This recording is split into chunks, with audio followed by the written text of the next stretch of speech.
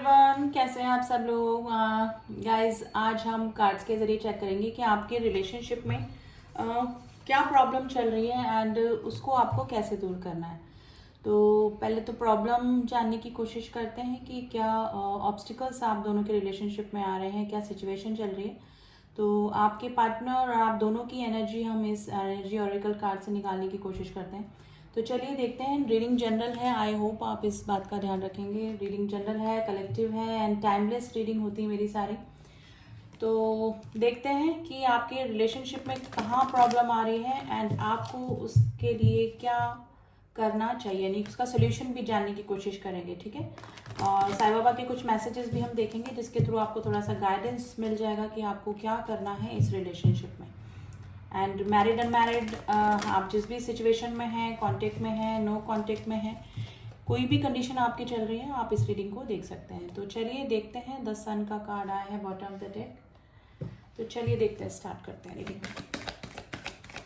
अरे आप दोनों के रिलेशनशिप की एनर्जी निकालने की कोशिश करते हैं गाइस कि क्या एनर्जीज चल रही हैं अभी आप दोनों के रिलेशनशिप में। 6 चक्रा, आर्कएंजल, मेट्रोन,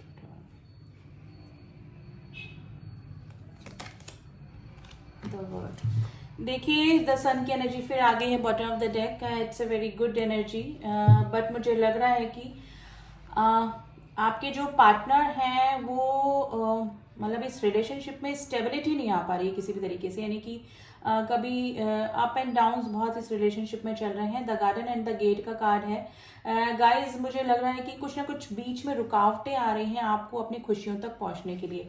जैसे कि इस कार्ड के जरिए हमको शो होता है कि गार्डन जो है, यानी कि हमारी जो खुशियां हैं वो उस गेट के उस तरफ है।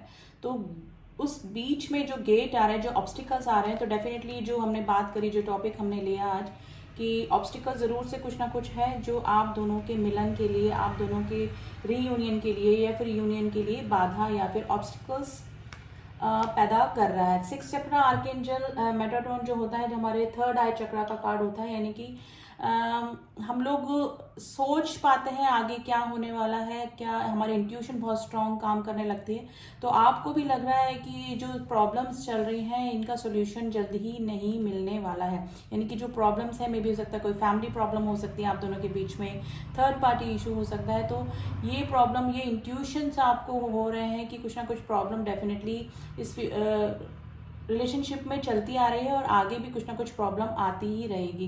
तो ये चीज़ें आपको फियर आपके मन में हो रहा है, आपको थोड़ा सा लग रहा है कि इस रिलेशनशिप में इस रिलेशनशिप को स्मूथ चलाना थोड़ा सा मुश्किल ही हो रहा है।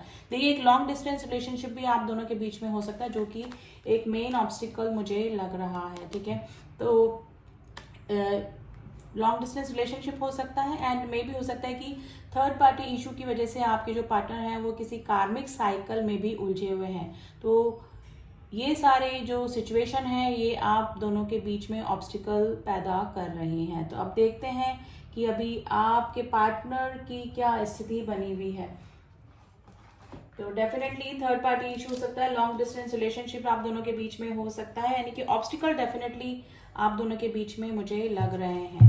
अब उनकी करंट सिचुएशन जानने की कोशिश करते हैं कि आपके पार्टनर अभी किस सिचुएशन में है और क्या चल रहा है आप दोनों के रिलेशनशिप में।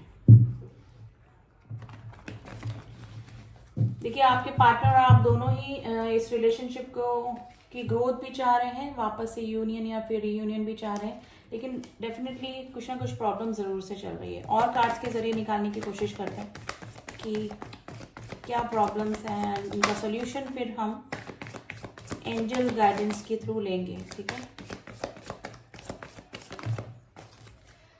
डेफिनेटली यही आई है द हैंगमैन सिचुएशन। गाइस आपके पार्टनर ने आपको लटका के रखा हुआ, यानी कि रिलेशनशिप लटका पड़ा है, ना तो किसी ग्रोथ की तरफ बढ़ रहा है, ना किसी स्टेबिलिटी की तरफ बढ़ रहा है, और जहां चल रहा है वहीं पर चल रहा है, ठीक है। द क्वीन ऑफ वैंड्स की एनर्जी आई है। दैट गाइस आप काफी स्टक फील कर रहे हैं इस रिलेशनशिप में।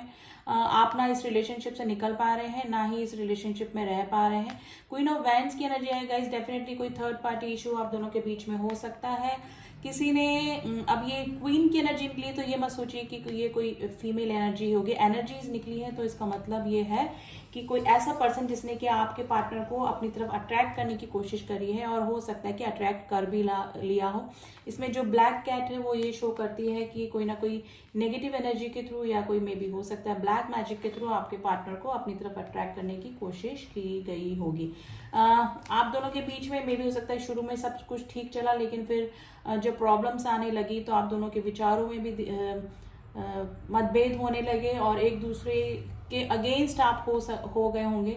आप दोनों के बीच में लड़ाई झगड़े शुरू हो गए होंगे, तो ये भी हो सकता है। और मे भी हो सकता है कि आपके रिलेशनशिप में बाहरी लोगों का इन्फ्लुएंस भी हो सकता है, जिसकी वजह से ये relationship bar bar up and down से गुजरता रहता है। देखिए, आपके जो पार्टनर हैं, एक रीज़न ये भी हो सकता है कि उनके पास ऑप्शंस भी बहुत है, क्योंकि ये कार्ड जो है वो ऑप्शंस को बताता है। और मे भी हो सकता है कि रेस्पॉन्सिबिलिटी हो, थर्ड पार्टी इशू हो, करियर इशू हो, ये सब चीज़ें भी ये कार्ड बताता है। तो लेकिन मेन जो ये कार्ड होता है ये ऑप्शंस को बताता है, यानी कि आपके जो पार्टनर है वो काफ़ी सारी चीज़ों में उलझे हुए हैं और वो इसी वजह से वो आपको स्टेबिलिटी नहीं दे पा रहे हैं, आपको हैंग सिचुएशन में डाल के रखा है और खुद भी किसी डिसीजन तक नहीं पहुंच पा रहे हैं। तो गाइज, ये जो रिलेशनशिप है ये आपका अप एंड डाउन से ही गुजरता आ रहा है। कभी अच्छा चला, काफ़ी स्मूथ चला, फिर ऑब्स्टिकल्स आ गए, तो ये प्रॉब्लम आप दोनों के रिलेशनशिप में अभी चल रही है। लेकिन आप काफ़ी स्टक फील कर रहे हैं, क्योंकि आप अपने पार्टनर से काफ़ी अटैच फील करते हैं। ना तो कोई रिलेशनशिप में आप इस रिलेशनशिप में रह पा रहे हैं, ना ही निकल पा रहे हैं। तो इमोशनली अटैच होने की वजह से आप अपने पार्टनर की जो भी ट्रीटमेंट आपको दे रहे हैं, जिस तरह का बिहेवियर आपके साथ में कर रहे हैं, स्टेबिलिटी नहीं दे रहे हैं, कमिटमेंट नहीं दे रहे हैं, जो भी सिचुएशन चल रही है बाहरी लोगों के इन्फ्लुएंस में आ रहे हैं, तो ये सब होने के बावजूद भी आप इस रिलेशनशिप से नहीं निकल पा रहे हैं। मैं अपने व्यूअर्स की बात कर रही हूँ, और स्टक ही फील कर रहे हैं। ठीक है, तो अभी तो कार्ड्स के जरिए गाइज ये ही निकल कर आया है। अब मैं ये देखने की कोशिश करती हूँ कि आपको करना क्या चाहिए इस रिलेशनशिप में। कि तो आज साईं बाबा की गाइडेंस लेते हैं कि अगर ये सिचुएशन आपसे मैच कर रही है तो आपको बाबा क्या कह रहे हैं, क्या आपको करना चाहिए अपने इस रिलेशनशिप की प्रॉब्लम को सॉल्व करने के लिए, या फिर आपके लिए क्या गाइडेंस है। ठीक है, आप इस रिलेशनशिप में जो प्रॉब्लम चल रही है उसको सॉल्व ना करके आपको क्या करना चाहिए ओनली फॉर यू, तो वो जानने की कोशिश करते हैं। चलिए, प्लीज बाबा गाइड कीजिए।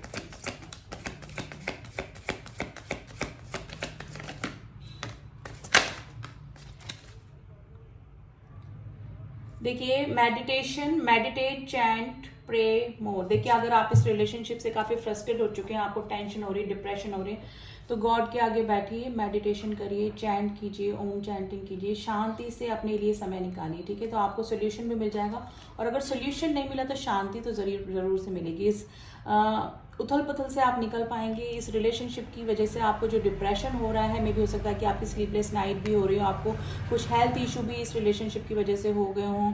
ठीक है, तो डेफिनेटली आपको मेडिटेशन करने की ज़रूरत है। शांत जगह पे बैठ के गॉड को याद कीजिए और शांति से अपने लिए समय निकालिए। ठीक है, तो आप डिप्रेशन से बाहर निकल सकते हैं। बी असर्टिव, यानी कि पॉजिटिव रहिए, अच्छा सोचिए।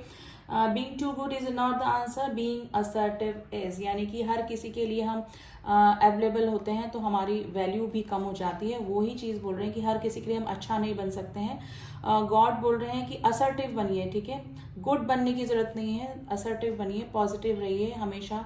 और हम हमेशा सभी को खुश नहीं कर सकते हैं, कभी कभी हमें हमारे लिए भी पॉजिटिवली और सेल्फिश होके अपने लिए डिसीजन लेना पड़ता है। तो गॉड यही बोल रहे हैं कि आप अपने बारे में सोचिए, शांत जगह पे बैठिए, गॉड से के आगे प्रे कीजिए, चैंट कीजिए, और जो चीज़ आपके लिए फेवर में नहीं है, जो आपको चीज़ सर्व नहीं कर रही है, जो इंसान आपको सर्व नहीं कर रहा अपनी लाइफ में, उसको आप दूर कर सकते हैं अपनी लाइफ। ये आपकी चॉइस होगी। ठीक है, and the soul group, the person from your soul group is trying to help you take it. देखिए, कोई ना कोई पर्सन आपको ऐसा मिलने वाला है, गॉड ने बहुत ही क्लियर आंसर दिया है आपको, कि जो आपको इस परेशानी से निकालेगा। ठीक है, तो आप ध्यान रखिए कि कौन आपका वेल विशर है, कौन आपके बारे में अच्छा सोचता है, कौन सा ऐसा पर्सन है जिसने हमेशा आपको अच्छा एडवाइस किया है, जिसकी एडवाइस पे काम करके आपको फ़ायदा ही हुआ है। तो डेफिनेटली ऐसा कोई पर्सन आपकी लाइफ में हो सकता है, या फिर इन फ्यूचर आपकी लाइफ में ऐसा कोई सोल ग्रुप का, आपके ही सोल ग्रुप का कोई पर्सन आपके टच में आने वाला है, आएगा, जो आपको जो भी डिप्रेशन हो रहा है, जो भी प्रॉब्लम आ रही है, वो उससे बाहर निकाल सकता है। तो मे भी हो सकता है कि आप इस रिलेशनशिप को छोड़कर किसी ऐसे रिलेशनशिप में जाएं जो कि आपका सोलमेट हो सकता है, ठीक है, आपके सोल ग्रुप का कोई पर्सन हो सकता है जो कि आपको सारी खुशियां और इस डिप्रेशन से बाहर निकालने में आपकी मदद करेगा। तो डेफिनेटली गॉड ने आपको बोल दिया है कि देखिए, गॉड कोई जरिया बनाकर ही अपनी प्रॉब्लम सॉल्व करते हैं आपकी, ठीक है, वो खुद नहीं आते हैं आपके सामने, कोई चीज़ ऐसी भेज देंगे, कोई सोल्यूशन ऐसा भेज देंगे, कोई पर्सन ऐसा भेज देंगे जो कि आपकी प्रेजेंट सिचुएशन और प्रेजेंट जो भी प्रॉब्लम चल रही है उसको दूर करने की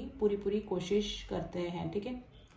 तो सबसे पहले प्रे कीजिए कि आपको क्या प्रॉब्लम चल रही है गॉड के आगे बैठ के, ठीक है, इस रिलेशनशिप से आप क्या चाहते हैं, डिप्रेशन से कैसे निकलना है, तो गॉड आपके लिए डेफिनेटली कोई ना कोई सोल्यूशन भेज सकते हैं। तो बहुत ही क्लियर आंसर गाइज आपके लिए निकल कर आया है। अगर आप इस रिलेशनशिप से परेशान हैं या फिर कोई डिप्रेशन आपको हो रहा है, हैंग सिचुएशन में है, स्टक फील कर रहे हैं, तो गॉड के आगे बैठिए, उनसे प्रे कीजिए, तो डेफिनेटली आपको आंसर भी मिलेंगे और हेल्पफुल पीपल भी मिलते जाएंगे, हेल्पफुल लोग आपके टच में आते जाएंगे जो कि आपको इस प्रॉब्लम से निकाल सकते हैं। तो ये थी एनर्जी गाइज, आज पॉजिटिव एनर्जी निकल के आई है, सॉल्यूशन काफ़ी अच्छा आपके लिए निकल के आया है। इन फ्यूचर आपको पता लग जाएगा कि आपको क्या करना है, बस आपको गॉड के आगे प्रे करना है, अपनी प्रॉब्लम बतानी है और सॉल्यूशन मांगना है। तो नंबर मैं बता देती हूँ आपको, वो आपसे रेजोनेट कर सकते हैं। इट्स वेरी इंपॉर्टेंट नंबर जो कि कार्ड्स में निकल कर आते हैं। Number 30, number 40, number 29, number 13, number 8, number 5, number 7 and number 12 की एनर्जी निकल के आई है गाइस। राशियाँ मैं बोलूँ तो Aries, Leo, Sagittarius, Gemini, Libra, Aquarius, cup sign भी है, Cancer, Scorpio, Pisces, and Pisces की एनर्जी बहुत स्ट्रांग निकल के आई है।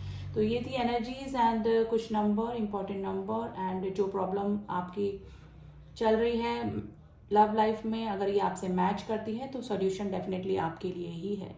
आई होप गाइज आपको ये रीडिंग पसंद आई होगी। अगर पसंद आई तो क्लेम कीजिए, एंड जो न्यू व्यूअर्स हैं please do subscribe my channel.